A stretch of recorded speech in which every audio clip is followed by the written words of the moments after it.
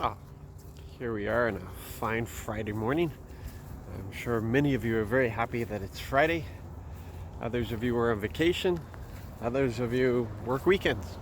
So here we have different reactions to today, but it's a good day, it's a glorious day, it's a wonderful day because we have another day to spend it with the Lord, to serve Him, to worship Him. It's good to be alive, isn't it? Absolutely fantastic. And I hope that you've got good plans for today. It's not going to be a doldrum day. You're not going to float through this day, but you're going to live purposefully in this day.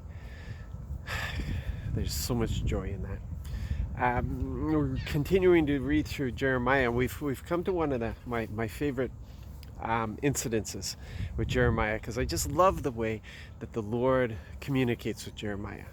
And so we have this situation, and the Lord wants to convey hope to everybody. We've been talking about that. He wants them to know that His promise is true, and so He sends a relative to Jeremiah in the jail, tells Jeremiah He's doing this, and that he is to purchase this land. And Jeremiah says, "What? The city's under the control of the Babylonians, and you want me to buy land?" And it's just with the promise that once again, an age will come when land will be sold and bought and sold, and so it was just a story of encouragement. I just love the propheticness of it, and I've enjoyed that long before I ever got into the prophetic. It's just the way the Lord chooses to communicate, just reinforces it, sticks with you. So here's this whole deal of the fact that the Lord is not going to rescue them from this situation. The Babylonians are about to break through. The king is going to be hauled off. Everything's going to be burnt down. People are going to be killed. And the Lord is not going to rescue them in this. But He is giving them hope.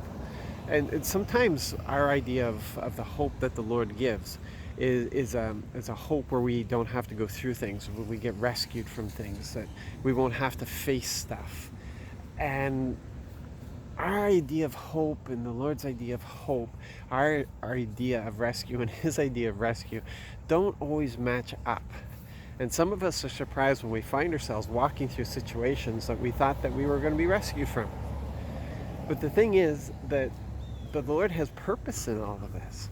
In this case, it was a disciplinary act that He was taking them through, but He said, "You're not going to be destroyed in this.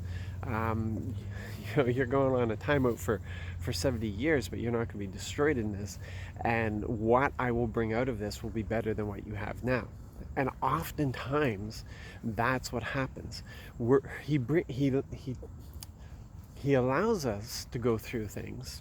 He has us face certain things, and He promises us to strengthen us in it.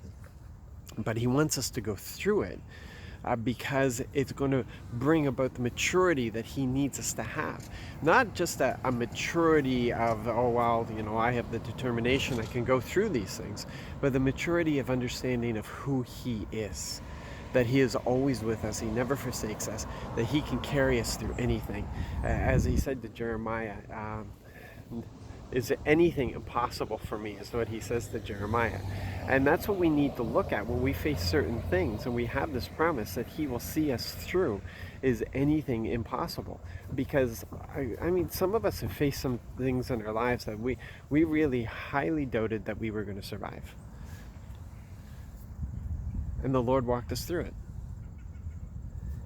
His staff, His rod, were a comfort to us. It's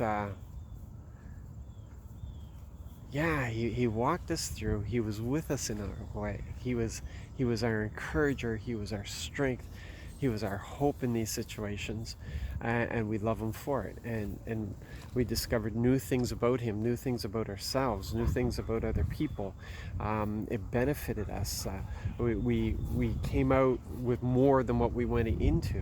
And this is who He is, and this is how He operates, and this is what He loves to do. So don't be discouraged in anything that you're going through, because He's walking you through it. He's going to provide everything that you need in it. You will survive it. And more than that, you will thrive through it so that you have more than you ever had before. Trust him. He absolutely loves you. God bless.